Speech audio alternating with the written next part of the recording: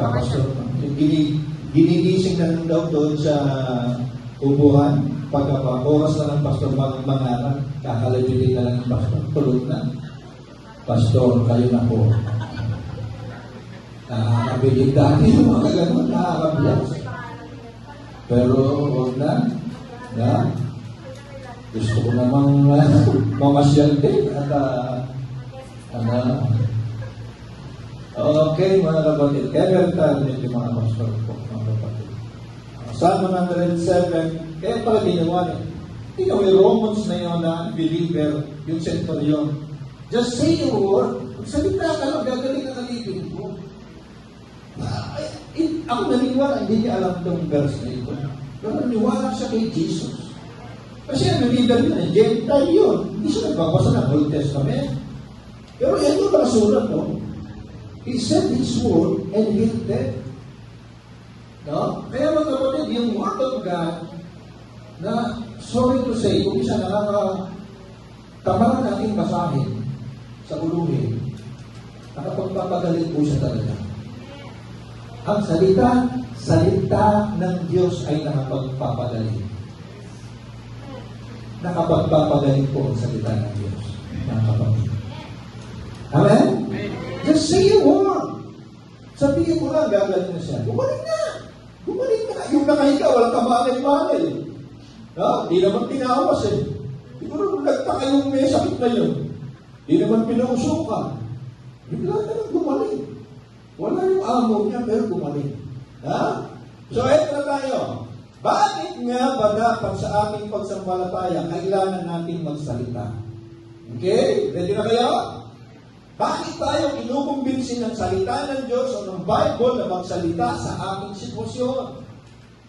Bakit tayo kinukumbinsin? Dapat magsalita tayo. Mga kapatid, kung meron pang nabo tayo, bakit tayo? Ilang na tayo.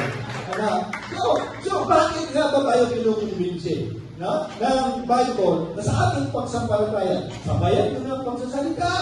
Balikan natin si Jesus na haring nananahan sa atin. Again, nasaan yung salita ng Diyos ang nagpatawang tao? Sino yun? Si Jesus. Nasaan siya? Nasa atin.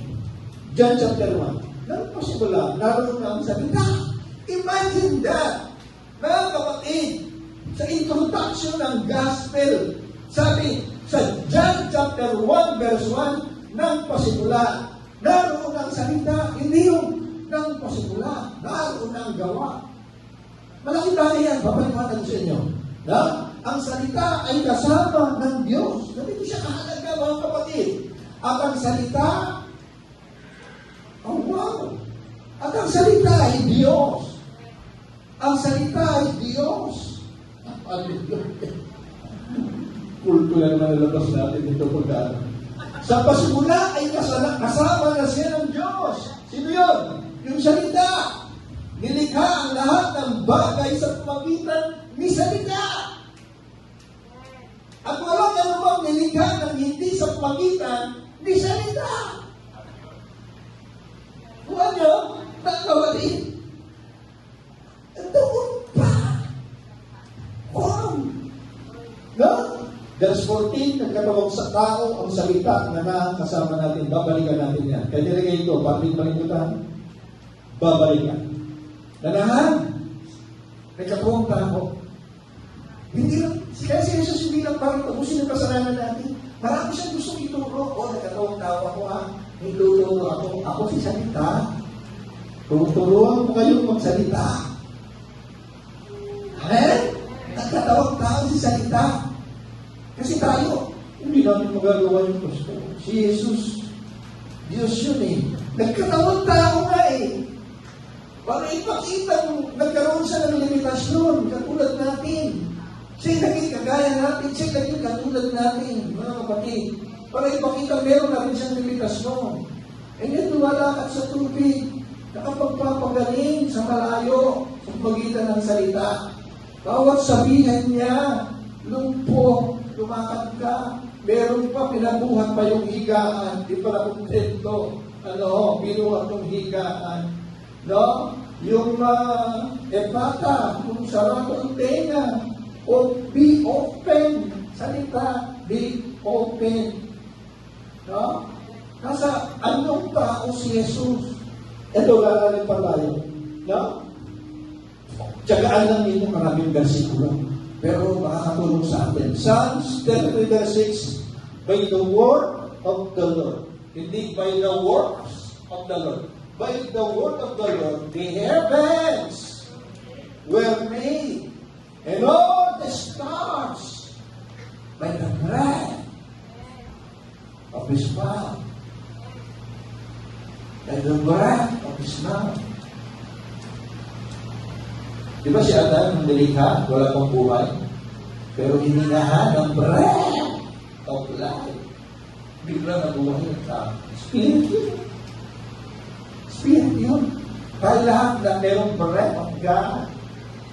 Oy, sabi ko tayo lahat mayroong breath of God. Ha? Yung life in Jesus. Yung Spirit. Ha? Hebrews 1:3. Again, mga kapatid. Tiyagaan ninyo. Hebrews 1:3. The Son is the radiance of God's glory, ningning ng Ama, and the exact representation of His nature. Kung sino ang Ama, yun din ang Anak. Tingnan nyo ito. Upholding all things by His powerful works. Powerful works. Upholding all things. Kaya ang mga planeta nasa kaayusan. Kasi ang nag-iingat dyan, ang nag-a-uphold dyan, yung word niya. Hoy, araw, hanggang dyan ka lang, ha? Buwan, hanggang dyan ka lang. Nasa kaayusan.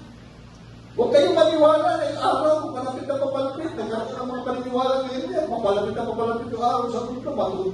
Matitikong daw tayo lahat. No! He upholds all things by His powerful words. Di ba lagi ko sinasabi, konting lapit lang ng araw, tunaw ang mga yelo sa North Pole at South Pole. Lubog tayong lahat. Bundok ang yelo doon eh. Ano, pag konting atras naman ng araw, magyayelo ang buong mundo, patay din tayong lahat, mga kapatid. Kaya, sakto lang, napubuhay tayo. Di ba dapat pasalamatan at purihin ang may kapal niya, ang may gawa niya, napakagaling niya na saktong-sakto lang. Why? Bakit di tayo lumalapit sa moon? Di tayo lumalapit pa na sa araw? Di lumalayo? Because all things, He uphold all things by His powerful word. Amen? Meron ng salitang nabitawan diyan. At para yung pako. Hindi pinako, mga kapatid. Tingnan niyo ba ito? Akala niyo ha? Napakarami palang verses tungkol sa paglikha ng Diyos. Ang mga bagay na hindi nakikita, gamit lang kanyang salita. Salita. Hallelujah, praise the Lord from the heavens. Praise Him in the highest place. Praise Him, all His angels. Praise Him, all His heavenly hosts. Sino pang inuutos ang magpuri sa Kanya? Praise Him, O Son. Ibig sabihin, wala ka naman dyan kung wala ang Diyos eh. Kung wala ang salita ng Diyos, wala ka dyan. Praise Him, O Sun and Moon. Praise Him, all you shining stars. Praise Him, O highest heavens, and you waters above the skies. Para po ato, Old Testament to. Pero una nilang sinabi na may tubig sa kalangitan. Pero sa kalangitan pa ng mga scientists, ng moderno na yung mga teknolohiya, na may mga tubig nga pala sa kalangitan. Pero ito Old Testament, wala pang scientist dito.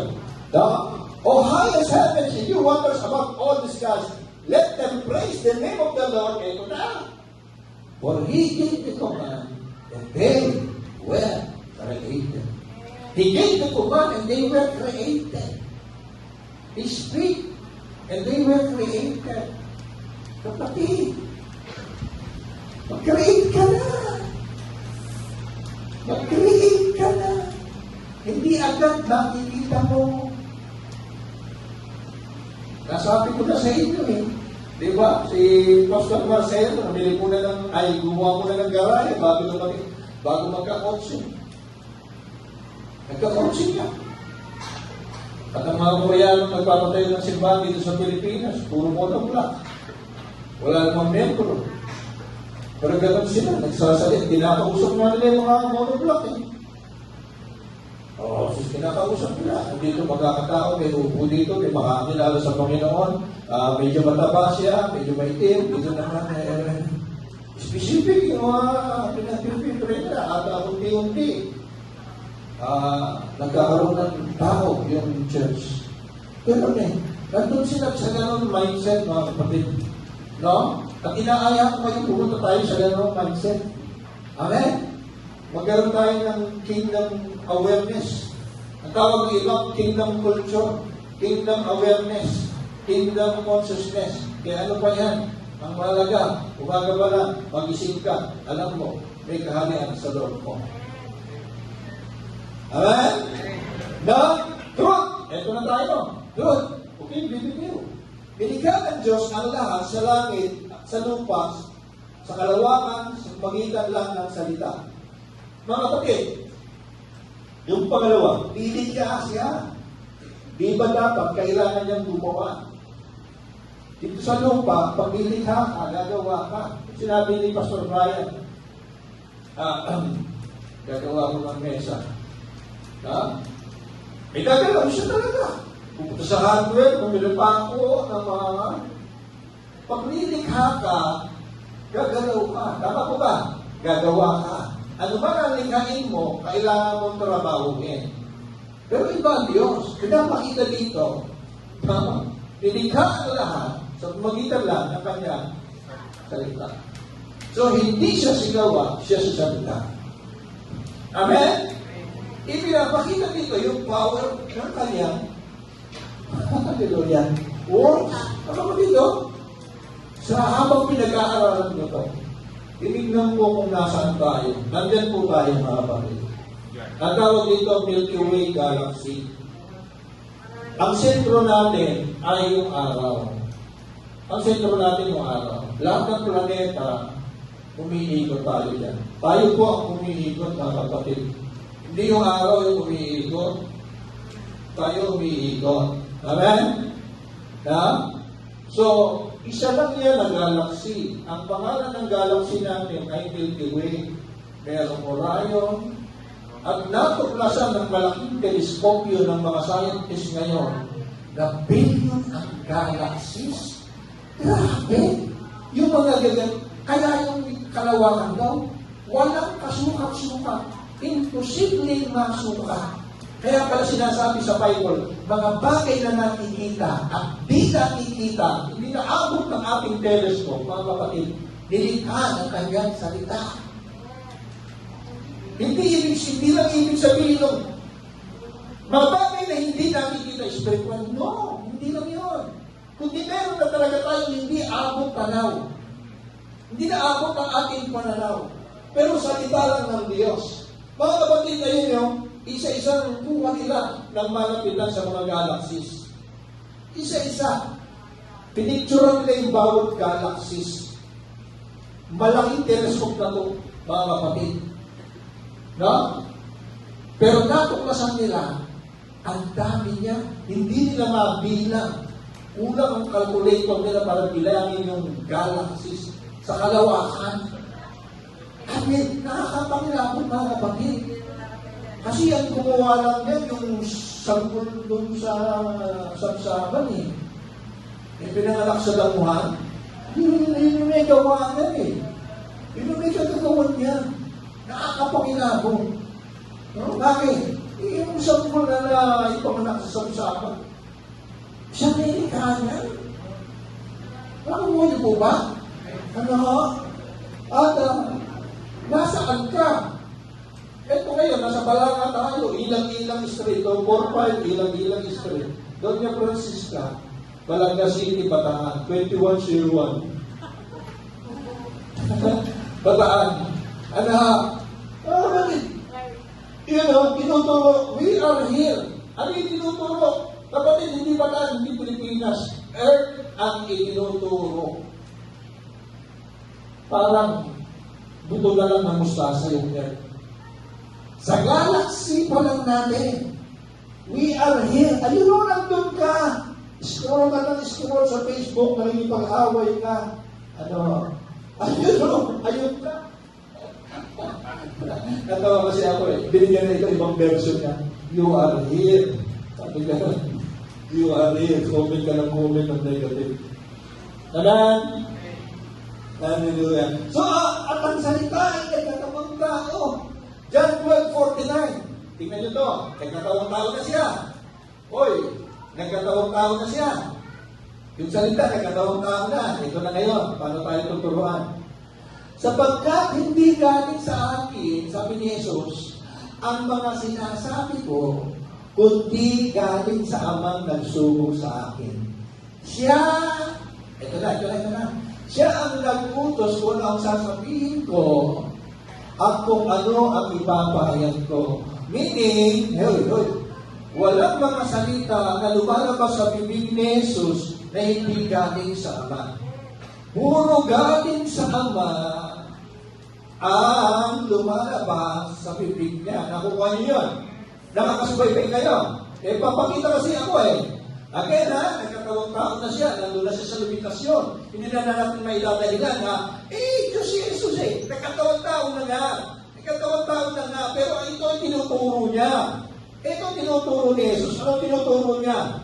Ang sinasabi niya, yung salitang lumalabas sa bibig niya, puro galing sa Ama, hindi galing sa Kanya. Kaya sabi ko sa inyo, powerful ang Word of God. Word of God. Hallelujah. Amen? Amen? Okay? Ito na ngayon. Di ba lumalabas ang salita sa bibig ni Jesus? Sabi rito, it is the Spirit who gives life. The flesh, walang pakialam. The word that I speak to you are spirit and are life. Dinadaanan natin ito para papakita ko yan illustration ko. So yung word of the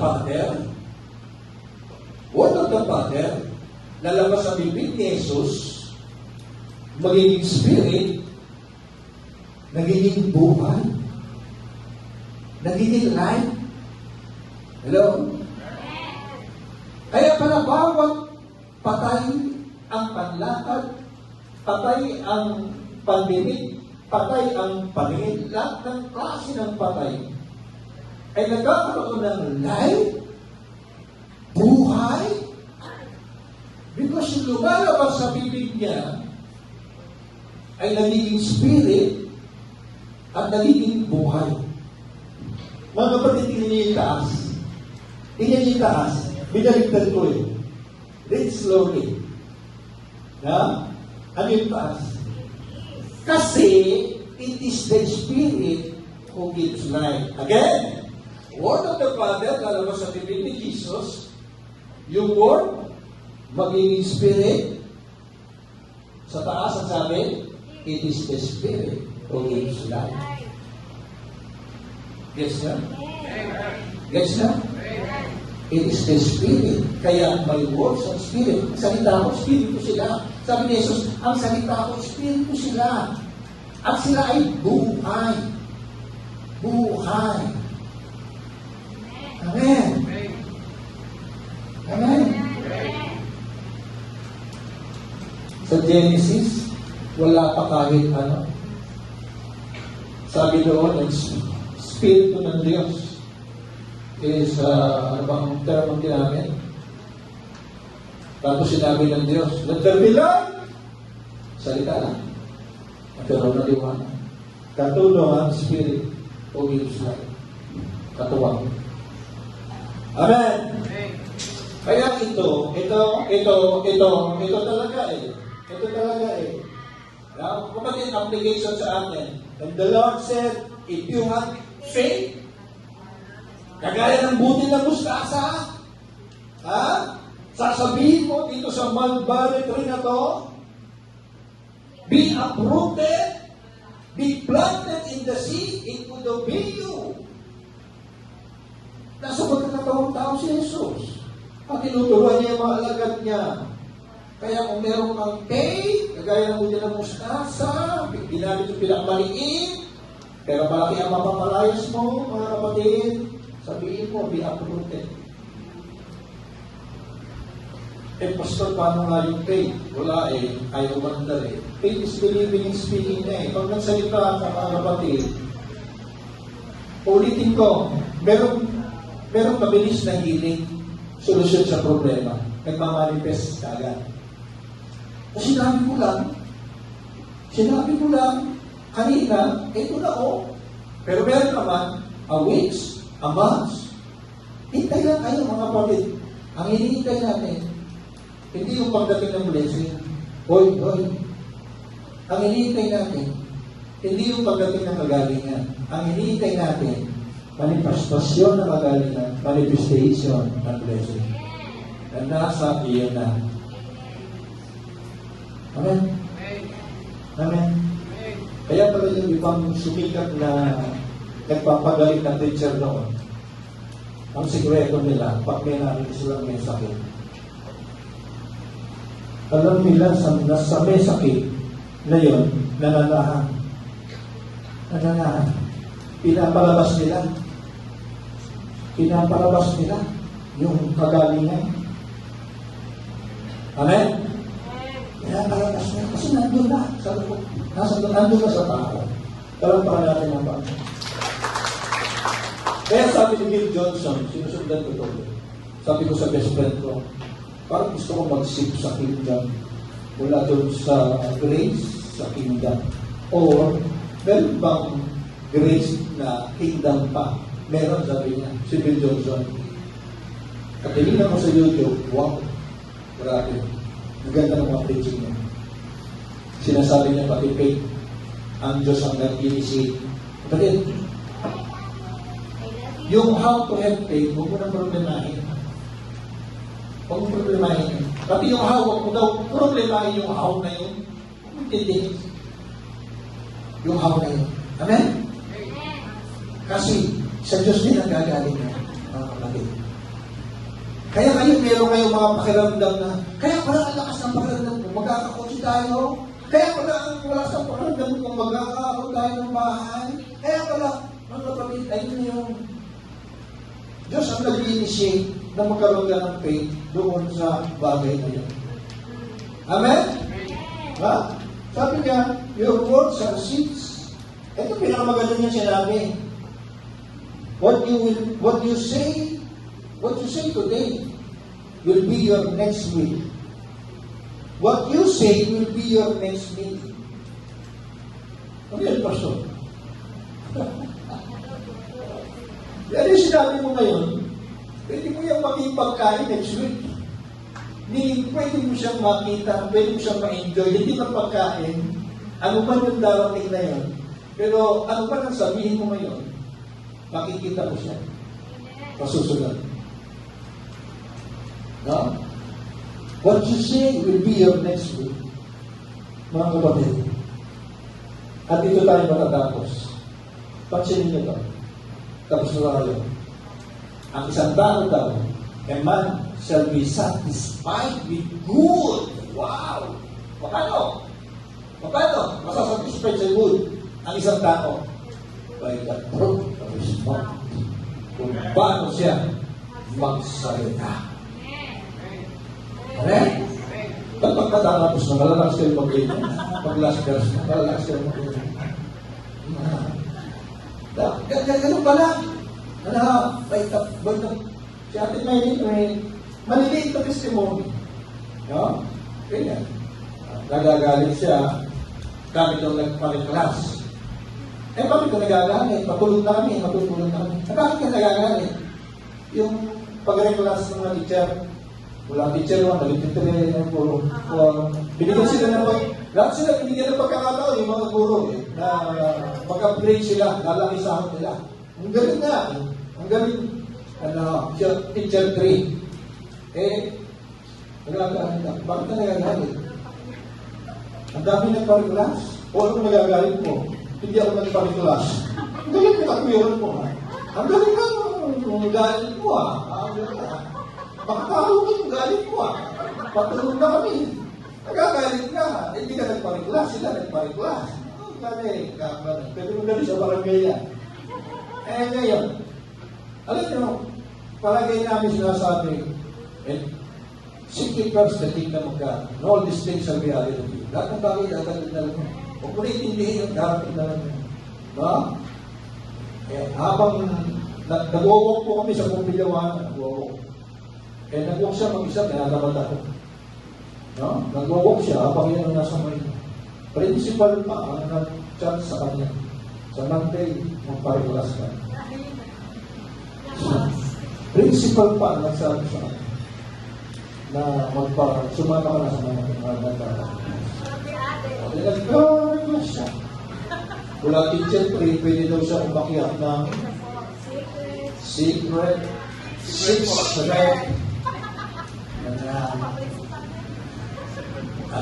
Ang galing po, sabagat ang dami natin teacher dito, mga kapatid. Ang declaration natin January 1, do you remember mga kapatid? This is a year of manifestation. At ang dami na nagmamanifest. Pati mga baby, nagmanifest yung mga baby. May Arvin, anak yung nasa Atlas, sila Joshua, yung Belma, nagmamanifest yung mga babies.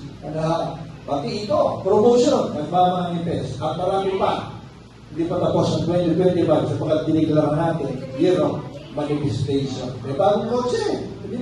Binilis ko, kailan lang. Isang kapatid natin, bumangga eh. Bumangga. Kaya pala bumangga, bibili ng bagong kotse. Ang galit ng Panginoon. Ang galit ng Panginoon. Okay, gano'n tayo mga kapatid. Amen mo ba? Okay, tayo na po tayong lahat. Hallelujah. Salamat po Panginoon sa iyong salita. Panginoon. At sa pagtuturo mo sa amin kung paano sa pagsampalataya ay magsalita kami. Panginoon, magdeklara kami. Hindi na ito yung panahon ng begging, pagmamakaawa. Panginoon, o paghiling. Ito yung panahon, Panginoon, na yung lahat ng mabubuting bagay na nananaan sa loob namin ay ma-enjoy namin. Ito yung abundant life na ipinangako ng Panginoon, kasaganaan ng buhay na hindi namin napansin matagal na panahon sapagkat hindi po gising ang aming kamalayan na meron palang kasaganahan, kaharian na nananahan sa amin, Panginoon. And we pray, Lord, na patuloy na mag-shift yung aming mind, Panginoon, sa katotohanan ito upang sa buhay na ito, Panginoon, patuloy ka namin na-enjoy. Panginoon, ngayon natutuhan namin kahit na ang kaharian mo, kahit na matagal mang dumating, totoo man darating, Panginoon, ang na-enjoy namin, ang kaharian mo, nasa loob na namin. At ang langit, pwede na namin naranasan ngayon pa lang. Ang kaharian ng langit, ngayon pa lamang, pwede na namin naranasan. Kaya pala pinag-pray mo, Panginoong Isus, na mangyari ang kalooban mo dito sa lupa, kagaya sa langit. Dito sa lupa, parang na-enjoy na namin ang langit. Salamat po. In Jesus' name we pray.